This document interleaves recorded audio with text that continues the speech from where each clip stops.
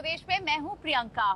आजादी के इन 76 सालों में हमने कितने बदलाव देखे, आर्थिक राजनीतिक बदलाव, लेकिन आज जिन बदलावों की बात होगी वो फाइनेंशियल मार्केट से जुड़े हैं और ये खास कहानियां सुनाने के लिए हमारे साथ कुछ खास हस्तियां भी होंगी।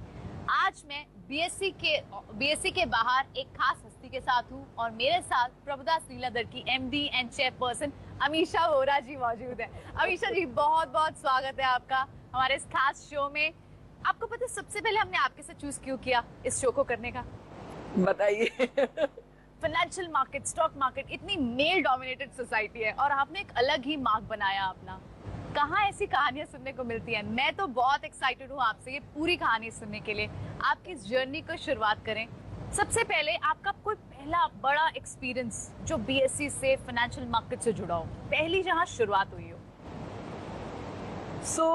मैंने जब मैं 21 साल की थी तब सीए कर दिया एंड जैसे मैं गुजराती हूँ, मांगरोल से बिलोंग करती हूँ, तो पापा समझे कि stock market and father was an investor and a banker, तो उन्होंने कहा कि आपको स्टॉक मार्केट से लिंक्ड आना चाहिए एंड मैंने जेएम फाइनेंशियल में। पर मैम आप सीए हमेशा थे, मतलब आप साइंटिस्ट भी बनना चाहते थे? आई थिंक आपकी ख्वाहिश बनना तो ऑफ कोर्स। एकदम सही बात। तो जेएम फाइनेंशियल निमेश कंपानी जी का था और वो शेठ फैमिली हमारे फैमिली से कनेक्टेड है, तो वो जमाने में ऐसे थोड़ा था कि जहाँ जाना चाहिए काम करने वो कोई नोन का होना चाहिए। End of course they were the front runner in terms of जो काम करते थे। तो मैंने वहाँ पर रिसर्च एनालिस्ट का काम चालू किया।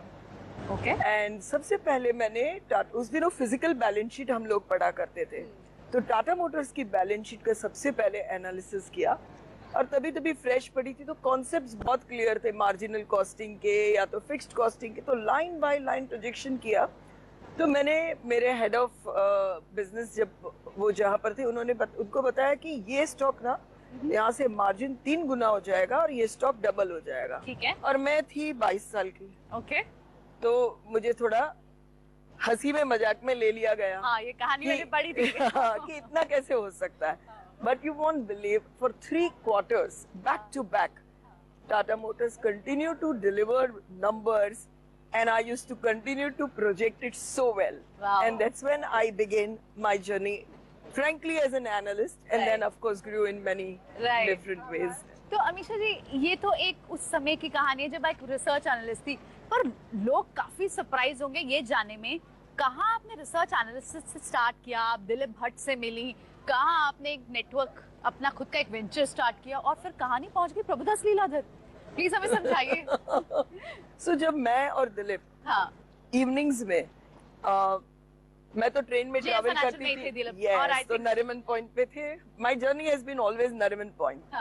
तो वहां से हम जब चलते थे तो मैं उन्हें हर शाम को परेशान किया करती थी कि ये क्या, हम इस तरह से करेंगे।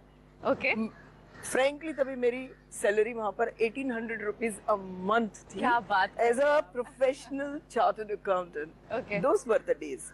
And then I used to tell him, no, we have to start something on our own, we have to do our own, and that's how we started partnering. तो ये सारी जो पार्टनरशिप की जो थॉट्स हैं, ये सारे क्या ट्रेन में बनते थे? नहीं, वो तो नजदीक रहते थे, ट्रेन में मैं जाती थी, वो आगे चलते थे, पर जब हम वॉक करते थे तो नरीमन पॉइंट के वॉकिंग में ये सब थॉट्स बने हैं कि आगे कैसे बढ़ा जाए, आगे कैसे बढ़ा जाए। एंड दैट इज हाउ जब भी professional category stock exchange cards मिले थे, तो किसी को प्रोफेशनल कैटेगरी बीएससी कार्ड लिया एंड हमने उनके साथ पार्टनरशिप की नेटवर्क इन्वेस्टमेंट्स करके। And that was a time in 91 when India was opening up. There were very few who were professionally looking at businesses, research. So we started institutional business where we started servicing Morgan Stanley. Those days Sameer Arora had a very different profile. So those Alliance and so many other FIs, as they started entering, we started servicing, plus the domestic. Sure. आप तो खैर आई am sure आपकी खैर उस biography में पढ़ रही थी, आप कोल्ड कॉल्स करने से भी घबराती नहीं थी और एफआईस पूरा डेस्क आप संभालती थी एक बार में। लेकिन ये प्रभुदास लीलाधर बहुत ही इंस्पायरिंग स्टोरी है कि आप एक एम्प्लॉय थी प्रभुदास लीलाधर में और उसके बाद आपने स्टेक बाय कर लिया। मतलब इट्स टू इंस्पायरिंग। उस समय की अमीषा वोरा आज की अमीषा वोरा को क्या मैसेज देगी? बहुत पावरफुल मैसेज होगा। तो तभी भी एक ही फोकस, सिंगल माइंडेड फोकस था। आपका सवाल मैं थोड़ा अगर चेंज भी कर दूं, मेरे बहुत सारे कलीग्स मुझे पूछते हैं कि you know from an employ now you are an owner, आपको क्या फर्क लगता है? मैंने बोला मैं तभी भी ओनर थी, क्योंकि मुझे तभी भी ऐसा लगता था कि ये ऐसे ही होना चाहिए, ये कोई भी टाइम वो काम होना ही चाहिए, ये टाइम पे सर्विसिंग होना ही चाहिए, ये टाइम पे कॉर्पोरेट को मिलना ही चाहिए। तो जो पैशन था, तो वो टाइम की हमेशा आज भी हमेशा को वही बोले कि don't let your passion die. हमेशा आपका पहला स्टॉक कौन सा था जिसमें आपने इन्वेस्ट किया और क्या पैसे बने थे? पहले स्टॉक में पैसे नहीं बने थे and that turned out to be my biggest lesson. So ये जो आपका लॉस हुआ, हम कह सकते हैं कि एक तरह की आपने सीखने की कॉस्ट दे दी। में भी बाजार में एक कॉस्ट तो देनी पड़ती है। Exactly, कोई तो देनी मेंटर होता पड़ती है। है। आपका मेंटर कौन था? That's a good one. I think बाजार में fortunately I always had the chance to meet the best of the corporates, best of the investors globally. So from corporate perspective, if you ask me, those days I used to be great fan of Dadi Sheth, who was HUL's those days chairman, and I used to get so much inspired with the way he was driving such a big organization. हमेशा अब इस journey में, अब जब हम आज आ जाते हैं और ये 36, आपने तो खैर कितने डिकेड्स देखे हैं इस जगह हम जहाँ खड़े हैं, सेंसेक्स को ही आप देखें 36 साल हो गए। आई थिंक 1986 में बीएससी स्टार्ट हुआ, फिर सेबी आया, उससे पहले बैंक्स नेशनलाइज हुए, बहुत सारा अपना लंबा दौर देखा है। एक और दौर था बदला, क्या आपने कभी कुछ खरीदा था उसमें, बाद में से अबॉलिश किया गया, उसकी कोई मेमोरी हमारे व्यूअर्स के साथ शेयर कीजिए। एक मेमोरी मैं जरूर आपसे शेयर करूंगी, जिसकी वजह से, जो प्रिंसिपल्स की वजह से आज भी प्रभुदास लीलाधर का नाम बहुत ही रिस्पेक्ट से लिया जाता है। कि दोस डेज लार्जेस्ट बदला प्रभुदास लीलाधर के थ्रू क्लाइंट्स ट्रांजैक्ट करते थे, almost 400 crore those days, sometime in 2000। Okay. And जब ये बदला मार्केट में करने का सिस्टम बंद हुआ, तो प्रभुदास लीलाधर सब क्लाइंट्स को मंडे का पोस्टेटेड चेक दे पाया on Saturday. That means the money was absolutely at the place जहां पर उसे रहना था। तो जो हम आज भी बहुत प्राउडली कहते हैं कि वी इंटीग्रिटी और ट्रस्ट में प्रभुदास लीलाधर को कोई नहीं पहुंच सकता, तो इसीलिए कि यहाँ पर कुछ भी जो प्रॉमिस किया उससे अलग नहीं होता है। बिल्कुल, इसीलिए आज हम देख रहे हैं प्रभुदास लीलाधर कहाँ है। अमीषा जी, क्योंकि हमने देखा कि अब आपने जब बात की है उस समय से ट्रस्ट की, आज के समय का जो एक निवेशक है, आज के समय का जो इन्वेस्टर है, वो बहुत इंटेलिजेंट है, उसने बहुत धैर्य भी रखा है। लास्ट ईयर चाहे एफआईस थे नहीं थे, एफआईस की अभी चाहे भले ही 4 महीने में, अप्रैल से जून के समय में 4 महीने में हाईएस्ट एफपीआई एवर भी आ गया आपको, लेकिन जो भारत की जो स्ट्रक्चरल स्टोरी है उसमें तो आप लोगों ने डिकेड से देखा है किस तरह से चेंज हुई है। डीआईएस लगातार क्वेश्चन दे रहे हैं, क्या एक समय ऐसा भी आएगा जब एफआईस हो या ना हो हमें फर्क ना पड़े, या फिर यहाँ के डीआईएस या यहाँ के बड़े एचएनआईज इन्वेस्टर्स को बाहर देखा जाए, वो इन्वेस्ट क्या करें बाहर? डेफिनेटली होगा। मैं आपको एक बताऊं कि आज से जस्ट 10 साल पहले मैं सीआईआई में एक मेंबर थी, एंड हम लोग यही डिस्कस करते थे कि डोमेस्टिक इन्वेस्टमेंट को कैसे मार्केट में चैनलाइज किया जाए। एंड वहां तक सोचते थे कि डोमेस्टिक इन्वेस्टर गोल्ड में ही डालता है, right. तो क्या गोल्ड में इंपोर्ट ड्यूटी लगा दे, वो बराबर नहीं था। पर वहां तक के थॉट्स थे कि मार्केट में पैसा नहीं आ रहा है, आईपीओ नहीं हो रहे हैं, capital is not getting infused into new ventures, तो ग्रोथ कहाँ से आएगा? और जब आज आप देखते हो post Covid and post demonetisation के बारे में कुछ भी बोले, पर बिगेस्ट फायदा तो ये हो गया कि फाइनेंशियलाइजेशन ऑफ सेविंग्स हो गया, डिजिटाइजेशन बढ़ गया, डिजिटाइजेशन बढ़ गया। एग्जैक्टली। तो और ये चलते चलते जब कोविड में सबने एक्सपीरियंस किया, तो आप देख सकते हो कि लगातार लास्ट ईयर एफआई का सेलिंग था एंड लगातार डोमेस्टिक का पॉजिटिव इनफ्लो चालू था। तो आज भी जब हम फॉरेन जाते हैं, तो some of the wealth houses whom I meet, they are interested not because they want to come and participate in Indian wealth, they are interested कि Indian wealthy and family offices globally invest करेगी। तो वो trend चालू हो चुका है and आज भी हमारा सेविंग्स रेट 30 से 31% है। अगर हम बोलते हैं कि हम थर्ड लार्जेस्ट इकोनॉमी हो जाएंगे and our GDP size will be so much, what will be our savings side? Absolutely. So definitely world will look at Indian investors money for the global markets. per capita भी जिस हिसाब से raise हुआ है। Exactly. ये तो बड़े parameters हैं। अमीशा जी, क्योंकि मल्टी बैगर्स ना हमेशा व्यूअर ढूंढना चाहते हैं, इन्वेस्टर्स ढूंढना चाहते हैं, कुछ शॉर्ट ऐसे कुछ एक होता है कि समय से रहना, to be invested in markets, और एक होता है राइट चॉइस कर लेना, दोनों ही बहुत इंपॉर्टेंट है। कोई ऐसे 3 बड़े आइडियाज जो आप हमारे व्यूअर्स को दे पाएं, इन्वेस्टर्स को दे पाएं, जो medium to short to medium term के लिए हो, और कुछ जो 3 साल के लिए रखने हो, और कुछ जो आपने 5 साल से ज्यादा भी हमेशा अपने पोर्टफोलियो में रखने हो। देखिए, जो हमेशा पोर्टफोलियो में रखना चाहिए उसमें एक स्टॉक मुझे बहुत टाइम से पसंद है, मैं अभी भी वही स्टॉक जोर से रिकमेंड करूंगी, वो है टाइटन। ओके। क्योंकि जो कैटेगरीज में टाइटन है, ज्वेलरी अभी भी कितना अनऑर्गेनाइज्ड है, वो ऑर्गेनाइज्ड होगा, and gradually they are also going into fashion. Sure. Saris, eyewear, watches, ये सभी कैटेगरी बहुत बड़ी हो सकती है, तो इसका ग्रोथ लगातार रहेगा। प्लस ये फ्री कैश जनरेटिंग बिजनेस है एंड बेस्ट मैनेजमेंट है, तो इसमें 1 क्वार्टर 2 क्वार्टर का व्यू नहीं लेना चाहिए, ये कोर पोर्टफोलियो का पार्ट बनना चाहिए। तो वो लॉन्ग टर्म के लिए एक हो गया। आप बोलते हो कि मीडियम टर्म के लिए, तो एक सेगमेंट जो भी इंडिया में ट्रैक्शन चालू हो चुका है और वो बना रहेगा, वो है a combination of defence, infrastructure, railways. So generally कोई पीएसयू स्टॉक रेकमेंड नहीं करते हैं, but I think that Bharat earth movers, which is a combination of mining, railway and defence, जो एक 5 साल से एक ही रेंज में था कि 5,000 करोड़ का ऑर्डर बुक, 3,000 करोड़ का sales, and you know accordingly उनका मार्जिन चल रहा था। अभी उनका ऑर्डर बुक हो गया है सीधा 5,000 करोड़ की रेंज से 15,000 करोड़। जैसे जैसे ये इम्प्लीमेंट होगा, पूरा margin profile, profitability profile will change. तो मुझे लगता है ये स्टॉक यहाँ से बहुत अच्छा करेगा इन्वेस्टमेंट में। एंड थर्ड, ऑफ कोर्स, कोई नया आइडिया कुछ करना हो तो मैं ऐसे तो मार्केट सस्ता भी नहीं है। हाँ, बिल्कुल करेक्ट। एंड लास्ट 3 महीने की रेंज के बाद a lot of action has already happened.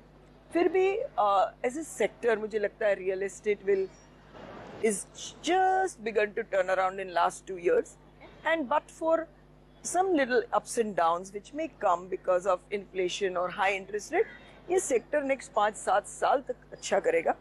तो सनटेक करके जो रियल एस्टेट कंपनी है, सनटेक रियलिटी, मुझे लगता है कि उनका लास्ट ईयर भी फ्री कैश फ्लो 425 करोड़ का था।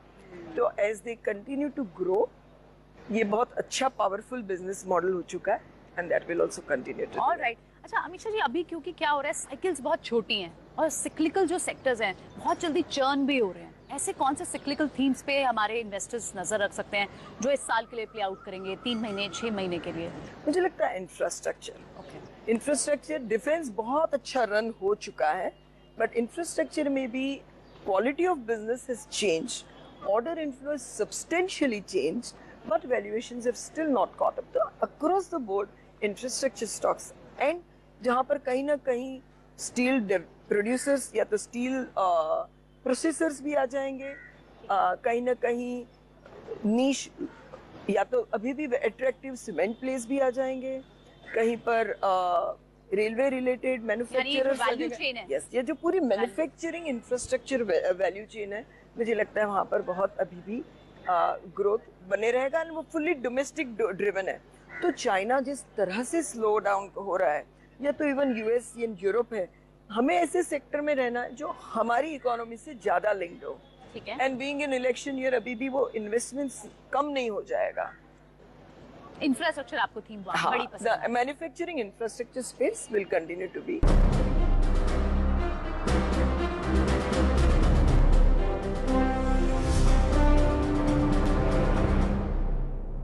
एक खास जगह है अमीशा जी, क्योंकि जो लोग पुरानी हिस्ट्री जानते हैं वो उस खास बरगद के पेड़ को जरूर जानते होंगे जहाँ से शुरुआत हुई थी। चले वहाँ, चलिए।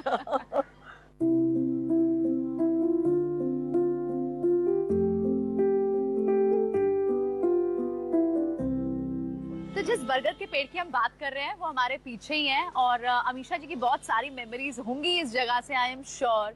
अमीशा जी, कोई खास मेमोरी इस पूरे एरिया से आपको जुड़ी हुई याद आती है? यहाँ तो बहुत फेमस डोसा कॉर्नर है, इडली कॉर्नर है, चाय टपड़ी वाला है, आपकी कोई बड़ी खासी मेमोरी?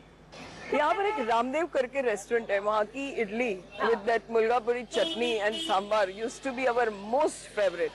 तो हम बहुत बार यहाँ पर किसी को अगर मिलने आ गए, ये एरिया में क्लाइंट्स को मिले, तो उसके बाद या तो उसके साथ या तो ऑफ कोर्स मैं और दिलीप यहाँ पर तो रहते ही थे। हाँ, यही सारी प्लानिंग्स होती थी। सेंसेक्स के साथ भी ऑफ कोर्स बेस्ट यादें जुड़ी है, क्योंकि हम यहाँ खड़े हैं। तो मुझे पता है जब इंस्टीट्यूशनल बिजनेस मैंने संभाला प्रभुदास लेदर में, तो बदला बंद हुआ था एंड मार्केट्स हैड क्रैश्ड।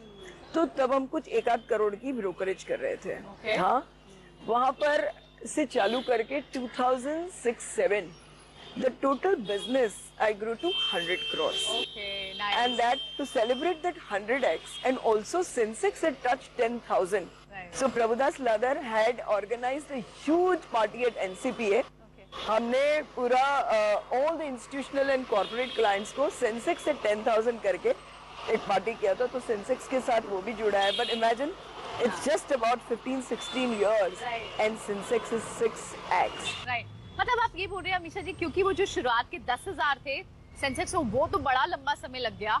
ये जो हमने 15 साल में 20 साल में कवर अप किया है कि अब 65,000 के पार है, अब आगे की जर्नी 1 लाख कब हो रहा है सेंसेक्स में? बहुत जल्दी होगा। मैं आपको बताऊं कि हमारा स्टडी बता रहा है कि whether Japan in 70s, then Taiwan and then China, एक उनका डिकेड आया था जब भी उनकी वर्किंग पॉपुलेशन और the demographic, as we keep saying, was exactly placed like what it is in India. आज वर्ल्ड में यंगेस्ट वर्किंग पॉपुलेशन इंडिया की है। जी। तो यहाँ से हमारा जो सफर रहेगा, हाँ। 2,000-2,500 डॉलर पर कैपिटा से, डेवलप्ड इकोनॉमी जब बोलते हैं तो 10 से 12,000 डॉलर पर कैपिटा की जो जर्नी है, राइट। और यहाँ से 2024 से 2030 की जो जर्नी है, हाँ। मुझे लगता है ये 18-20 हजार में घूमता हुआ निफ्टी तभी हमें 40,000 दिखेगा। निफ्टी भी यहाँ से नेक्स्ट 6 साल में, 7 साल में डबल होगा। तो हाँ, तो वेदर आपको बहुत 7 साल में निफ्टी डबल हो जाएगा, यानी लगभग 40,000 रुपए। is a fair possibility, I'll tell you, because हम अगर 11% भी नॉमिनल जीडीपी ग्रोथ लेते हैं, और 12% भी, अगर 12% भी आप कॉर्पोरेट अर्निंग रखते हो, करेक्ट, एंड मैं capital market cap to GDP ratio इधर जो अभी 1 के करीब है, कभी 0.90 चला जाता है। 1.1 in a good economy is not impossible. जब 1.1 मार्केट कैप टू जीडीपी करते हैं तो आप ये निफ्टी पे पहुंच जाओगे। तो अभी तो जो वेल्थ क्रिएशन इंडिया में होना है बहुत ही बड़ा होगा। थोड़े ups and downs in the journey आते रहेंगे। तो ये जो वेल्थ क्रिएशन की आप बड़ी बात कर रहे हो कि हम एक अप ट्रेंड में हैं, ये जो अभी फेज चल रहा है, अभी हम थोड़े से कंसोलिडेट कर रहे हैं, थोड़ी सी मॉडरेट करनी चाहिए क्या एक्सपेक्टेशन? क्योंकि जिस तरह की कॉर्पोरेट अर्निंग्स लास्ट क्वार्टर में और इस क्वार्टर में देखने को मिली है, इन लाइन रही है 70%, 10% ने सिर्फ सरप्राइज किया है। तो क्या मेजॉरिटी ऑफ द मूव्स आ गई है और थोड़ा अर्निंग्स को लेके मॉडरेशन होना चाहिए व्यू? अगर आप एक मीडियम टर्म का व्यू लोगे यहाँ से इलेक्शन तक का, तो मैं डेफिनेटली कहूंगी कि there are certain challenges domestically that we have to overcome. जैसे कि ये जो क्वार्टर 2 दिखे, इतने perfect profit growth and broad based profit growth दिखा, क्योंकि बेस इतना पुअर था, क्योंकि कमोडिटी प्राइसेस लास्ट 2 क्वार्टर में लास्ट ईयर में इतने हाई थे कि सबके बिजनेसेस बुचर हो गए थे। पर जैसे हम दिवाली क्वार्टर में जाएंगे तो बेस इफेक्ट कैचअप करेगी, मार्च क्वार्टर में तो टोटल बेस इफेक्ट कैचअप करेगी, तो इतना ग्रोथ नहीं दिखेगा तब तक कि थोड़ी बहुत इलेक्शन अनसर्टेनिटी आएगी। एंड टू थिंक कि चाइना इतना जोर से स्लो डाउन हो रहा है, वर्ल्ड स्लो डाउन हो रहा है, और हमारे बिजनेसेस को कुछ फर्क नहीं पड़ेगा। थोड़ा फर्क तो पड़ेगा, थोड़ा फर्क पड़ेगा। तो वो सब हमें 4th क्वार्टर से थोड़ा दिखाई दे सकता है। तो अर्निंग एक्सपेक्टेशन अभी क्या है, एनालिस्ट कुछ अर्निंग प्रेडिक्ट करता है, corporates are delivering ahead of it. मुझे लगता है वो ट्रेंड 4th क्वार्टर चलते चलते थोड़ा सोबर होगा। बट जबकि ये हो रहा है, फिर भी एक बहुत इंपॉर्टेंट फैक्ट क्या है कि compare to all over the world, whether it is GDP growth, whether it is government balance sheet, whether it is banks balance sheet, whether it is individual balance sheet, that is the strongest in India at the moment. तो global flows जाएंगे कहाँ? China में मैं बोलती हूँ flood कर दिया, in the beginning of this year कि शायद इतना सस्ता है, कुछ कमा लेंगे, पर वो ग्रो नहीं हो रहा कुछ भी नहीं हो है। रहा। तो इतनी लार्ज इकोनॉमीज जब कुछ नहीं करेगी तो पैसा इंक्रीमेंटली इंडिया में आना ही है। करेक्ट, यानी वहाँ के जो आप M&A के साइज देख लें, बड़े इन्वेस्टर्स वहाँ से वॉकआउट कर रहे हैं, वो सब तो चाइना की तो एक दिख रही है स्टोरी। आप कह रहे हैं कि यानी अगर बाहर के देश गिरते भी हैं तो हम इतना नहीं करेक्ट होंगे।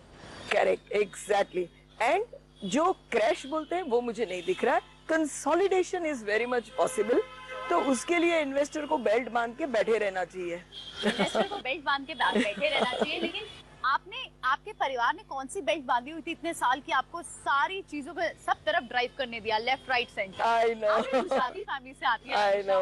गुजराती फैमिली से हम खैर बहुत सारी स्टोरी सुनते हैं। Tarla Dalal, major cookbook, one of the biggest family stories वहां से आती हैं। आपको किस तरह के चैलेंजेस या सपोर्ट, बड़ा वर्ड यूज करना चाहिए, मुझे मिला? मैं तो बोलती हूँ, मैं हमेशा कहती हूँ मैं बहुत ही ब्लेस्ड पर्सन रही हूँ। क्योंकि मेरे पापा ने मेरे लिए बहुत ड्रीम देखे हैं कि मुझे 4 डॉटर्स हैं, पर तो क्या हो गया, माय डॉटर्स को मैं पढ़ाऊंगा तो मुझे वो बहुत एडवांटेज हो गया।